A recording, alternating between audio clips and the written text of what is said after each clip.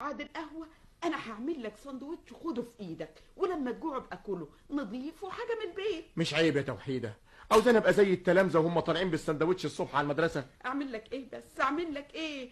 مش بدل النار اللي بترميها في جوفك دي. والله دول كانوا في القهوة ما يبطلوش ضحك عليا أبدا طول الليل. أقول لك طب روح أنت وأنا أبعتهولك هناك. تبعتليش عمود أحسن، طاسة لحمة وطاسة خضار وطاسة رز. والله يا ريت. يا شيخة يا شيخة، قلت لك هاجي والله الساعة 10.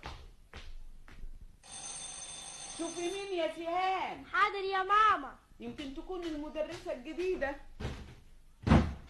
دي قبل عواطف يا ماما. عواطف؟ مساء الخير. نعم. بقول مساء الخير. مساء الخير يا بنتي. أنا مش قلت لك امبارح إن إحنا هنجيب مدرسة جديدة النهاردة؟ أنا مش جاي عشان الأولاد. أمال عشان إيه؟